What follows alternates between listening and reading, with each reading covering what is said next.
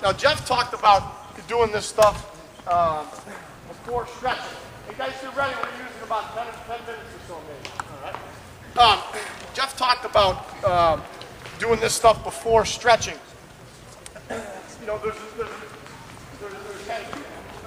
of thought for that. One of the things that I'm going to talk a lot about here is the idea of how to run a practice. All right. And the main idea, in my opinion, the more I do this, and it's applicable even with our guys, and it's even more applicable with the younger kids that you're going to be working with. They simply need to be doing as opposed to listening and watching. Plain and simple. If they're standing in line at any time, in my opinion, there's something wrong. And if they're standing and not doing something up, then there's something wrong.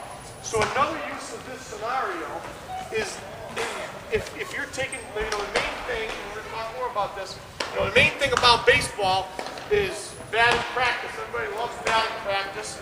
You know, when you grew up, you probably had, you know, your coach took a bucket of balls, stuck you at home plate, threw you batting practice. The other 8 guys on the Little League team are standing around doing nothing. All right? That's why nobody likes baseball. So this stuff is just another option for us in addition to getting us loose. All right? So now if you got 10 kids at your practice, maybe even 8.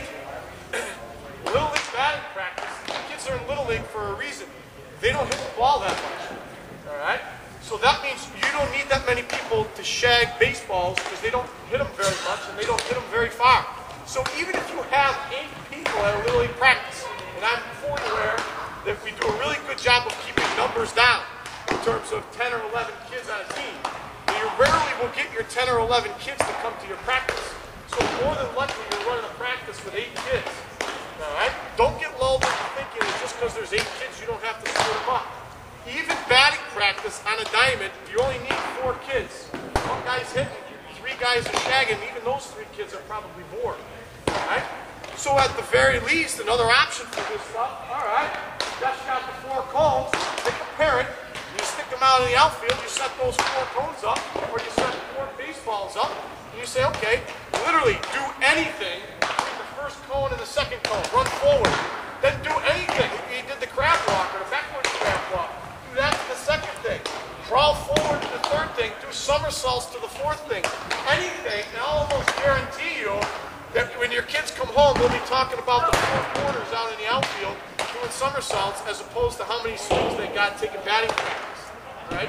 Jim Lawrence was helpful enough that when we run off-season workouts for these guys, you know, we do it once a week during the winter time. He said, well, I got all these sorts of plyometric toys.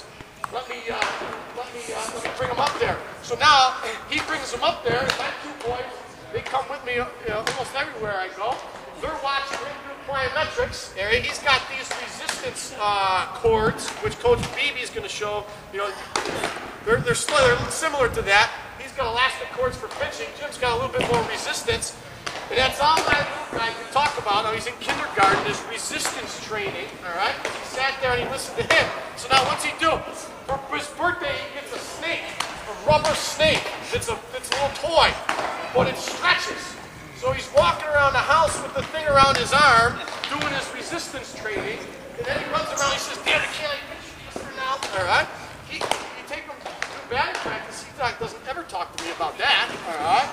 But the cords and the jumping jacks, and he's walking around the house on 1 leg, all right? They like that stuff, all right? And what we're here for is to give them a positive experience, all right? So one of the things that I want to talk about first is how do you get everybody